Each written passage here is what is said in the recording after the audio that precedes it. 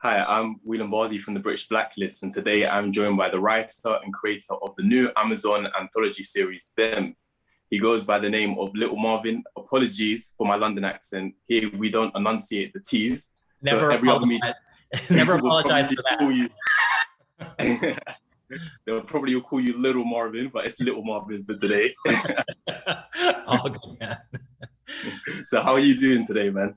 I'm excellent, sir. How are you? Thank you for having Not me. too.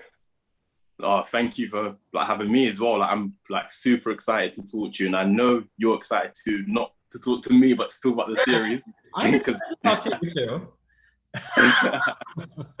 too. I appreciate that because I read an interview in 2019 where you spoke about how excited you were about this particular project, and I can only imagine you're even more excited now that it's been brought to life. So, how does it feel to finally see your little baby go out into the world and spread its wings? It's every feeling, man. It's like actually having a baby. You're terrified that your baby is out there, and at the same time, you just want the best for that baby at all times.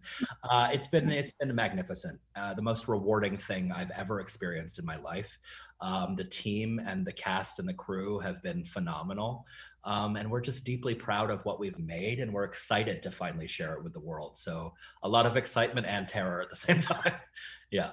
I can emphasize the word terror as somebody who's seen your project and definitely felt that aspect. The excitement part, you should be excited, man. What you've put together is amazing, and I'm sure so many people are going to feel the same way. So the first series is set in the 1950s, and it sees an African-American family by the name of the Emerys move from Carolina to California and encounter all forms of oppression. What I want to know is that why did you choose that specific time period, considering you didn't grow up in that time period? As I was digging in on the Great Migration and the exodus of Black families from the South to the cities of the East and the West and the North, I realized actually how little I knew. I was kind of ashamed by how little I knew. I consider myself a student of history. I know a lot about the Jim Crow South. I know a lot about segregation era, but I didn't know that Black families, as they were trying to integrate what had historically been white suburbs, were treated to much of the same terror and hatred and rage that they experienced in the South. And that was deeply unsettling. And also, I just wanted to write as twisted and dark and as provocative as our show can be. I set out to write a love letter to those families first and to honor them for what they had been through. Yeah, it resonates throughout time. Unfortunately, that is something that us as Black people can still relate to. It doesn't feel too distant. And the story is so well written and the characters so nuanced, but before watching the series, the first thing that many people will spot, including myself, is the fact that it's driven by Black leads. As we all know, up until recently, with like Get Out and Us and His House, traditionally horror hasn't been a space that Black talent has thrived in. I'm sure you're aware of that. So why did you pick such a hard entry point? There was never a question for me. I mean, I grew up as a horror fanatic since I was a kid. They were my favorite movies. When I think about The Shining or The Exorcist or The Poltergeist, these were the movies I grew up with. And folks who look like us were never at the center of those movies. And you don't realize as a kid, when you don't see yourself in the things you love, you're being erased from the things you love, right? So as I'm growing up and getting older and finally committing to telling stories, there was never a question that I would always put a Black family at the heart of the kinds of stories I felt I never saw us in when I was a kid. And my hope is that, we're just now seeing a wave. I think this is the beginning. I mean, certainly the way that Lena Waithe opened a door for me to walk through, it's now my turn to open a door for another generation of folks to walk through, because we have so many stories to tell. So I'm excited about that for sure. Yeah. Because I saw your recent Instagram post of a picture of you as a child, buck tooth and all, as you said. You're stalking my Instagram. Okay. Okay. That's not creepy at all. That's rich coming from somebody who's released this into the world. Touche. So as I was saying, I was currently stalking you, which should be flattering, in fact, not scary. That's what all stalkers say, but okay. And then in the caption, you mentioned how you didn't see yourself on screen, and I know your production company is also called Odd Burnout, which is sort of like a further emphasizing how we don't feel at home in a lot of these spaces whenever we advance socially and economically. So what are you hoping for the wider impact of this story amongst filmmakers and viewers?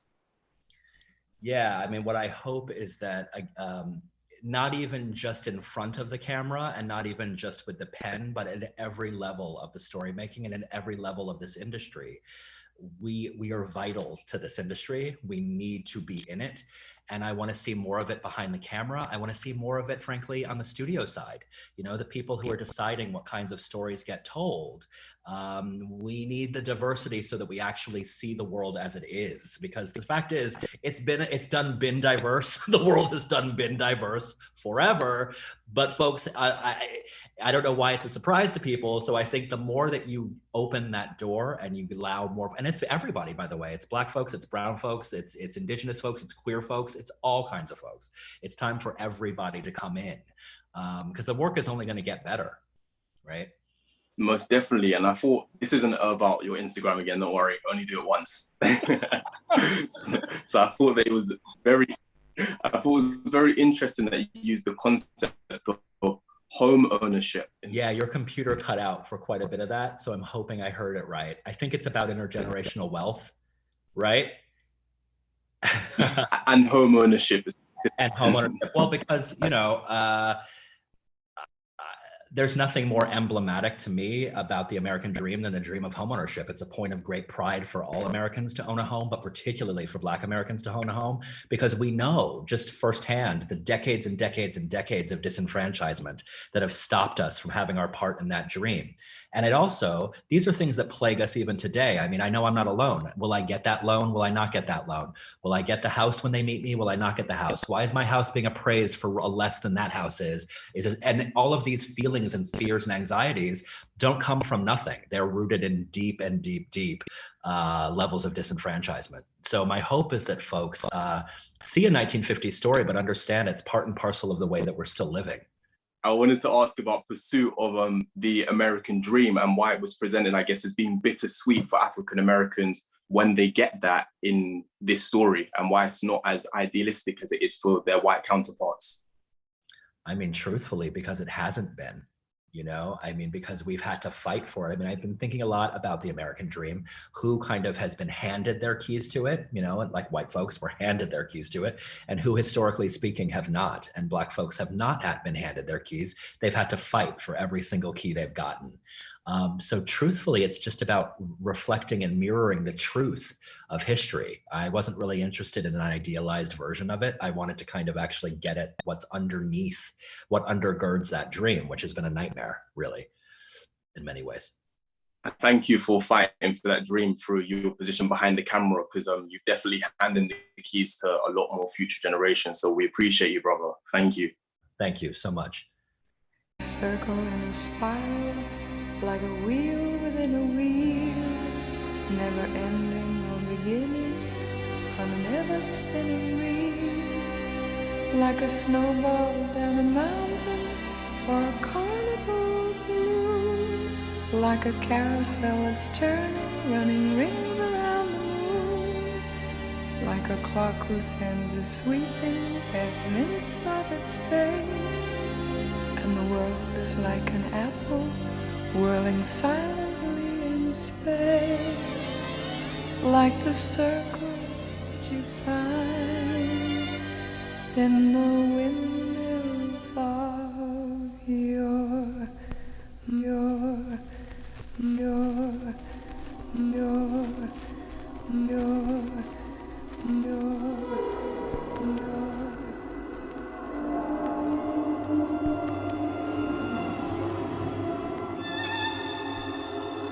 What you gonna do?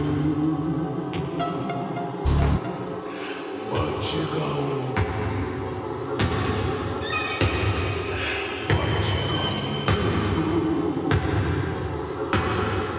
What you gonna do?